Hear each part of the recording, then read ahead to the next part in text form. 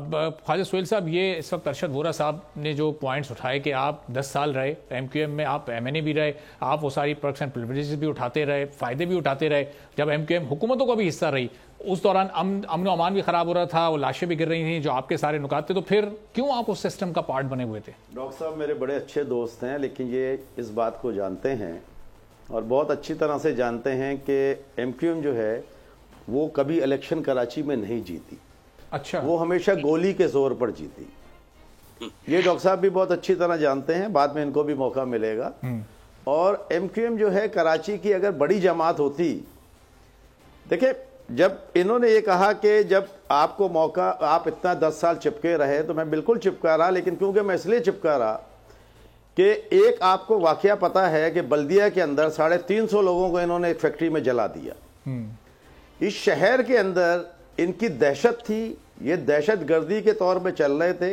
हम तो business community के लोग थे, हमें जब इन्होंने एज ए साफ चेहरे इंट्रोड्यूस करवाया तो हम चले गए पार्टी में, लेकिन जब अंदर गए तो हमें पता चला कि अब बाहर आने का रास्ता नहीं है। वो तो अल्लाह का शुक्र है कि इस शहर की अफवाज पाकिस्तान ने या रेंजर्स ने इस शहर को जब अमन दिया और ये वक्त आ गया कि इनका भत्ताखोरी बंद हो गई, इनका धमकियां बंद हो गई, खाले छीनने के सिलसिले बंद हो गए, ज़कात खैरात के नाम पर पर्चियां बंटनी बंद हो गई, तब जाके जब हमें मौका मिला तो हमने यहाँ से जान छुड़ाई। और डॉक्टर साहब भी उसी कंडीशन में थे, क्योंकि डॉक्टर साहब भी जब लंदन का सिस्टम ख़त्म हुआ तो पीएसबी में शामिल हो गए, क्योंकि ये भी समझते थे कि वो दहशतगर्द जमात है।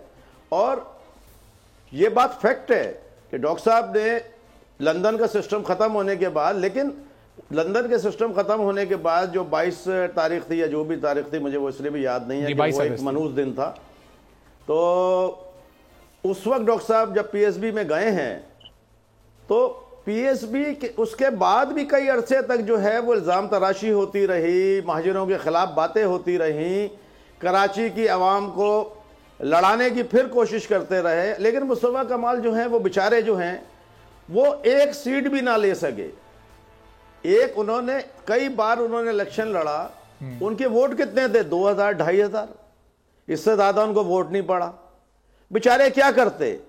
इधर यही हाल हो गया मुत्तहिदा कौम पाकिस्तान का कि जहां 14 सीटें लेने वाले थे उनके हाथ में 4 सीट भी नहीं आई, बल्कि वो 4 सीटें भी जो हैं हार गए। उसके बाद जाके किसी जगह पे पांव पड़े कि हमें ये सीटें दे दी जाए, नहीं तो हम शहर से खत्म हो जाएंगे। मुस्तफ़ा कमाल साहब कई ज़िमनी इलेक्शन में उतरे।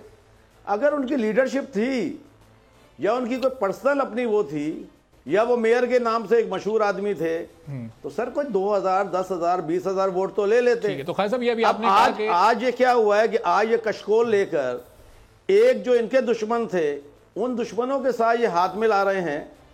और मैं ये समझता हूं कि इंशाल्लाह जब वक्त आएगा तो पीपल्स पार्टी इनको दिखाएगी कि हम सिंगल पार्टी के तौर पर इनसे मुकाबला करेंगे। ठीक है, चलो मैं अरशद साहब को एक चीज और इनसे यही मैं कह रहा हूं कि अगर हम इंशाल्लाह फेडरल में आ जाएंगे तो आपके दरवाजे पर जब हम आए तो आप अपना दरवाजा बंद कर दीजिएगा, आप अपनी सौदाबाजी ना करिएगा जो आज तक पाकिस्तान की तारीख में वजीर आजम बनाने के लिए आप सौदाबाजी करते रहे। चलो उनका जवाब क्या होगा मैं जरा अरशद साहब की तरफ जाऊंगा, लेकिन खालिद साहब अभी आपने कहा कि आप चले तो गए, एमक्यूएम में वापसी का कोई रास्ता नहीं था।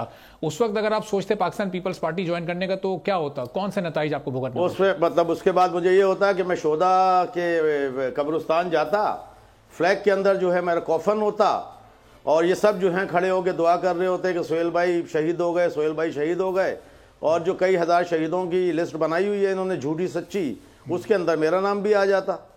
तो अल्लाह का शुक्र है कि मुझे तो अल्लाह ताला ने वक्त से पहले निकाल दिया। कोई ना कोई मेरी ज़िंदगी में नेकी होगी या मेरी माँ की दुआ होगी या डॉक्टर अरशद वोरा जैसे मेरे दोस्त होंगे। तो इस समय सोहेल साहब अहकामात मिलने से अमल होने तक वो एक पूरी एक चेन थी, सबको पता होता था। फिर ये इसका मतलब कि आप ये कह रहे हैं कि कनेक्टेड एमक्यूएम और पाकिस्तान और लंदन भी?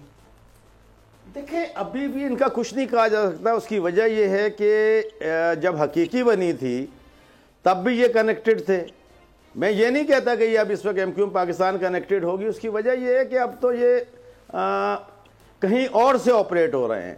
अच्छा। और अब इनमें इतनी हिम्मत नहीं है कि ये उस साइड के ऊपर देख सकें, क्योंकि इनका डिक्टेशन जो है या इनकी राब्ता कमेटी फैसले नहीं करती, फैसले किसी और जगह से हो रहे हैं। अच्छा। क्योंकि मुस्तफ़ा खालिद मकबूल सिद्दीकी साहब में तो अब वो बीमारी की वजह हो या कोई और चालाकी हो कि उनमें इतना फैसला करने की अगर सकत होती तो आज मेरा जहाँ तक ख्याल है पीएसबी उस सीट के ऊपर ना बैठती और मुस्तफ़ा कमाल जो हैं उस सीट को ना हेड कर रहे होते। ठीक है, चलें। सब्सक्राइब करें और बेल दबाएं ताकि कोई खबर रह न जाए।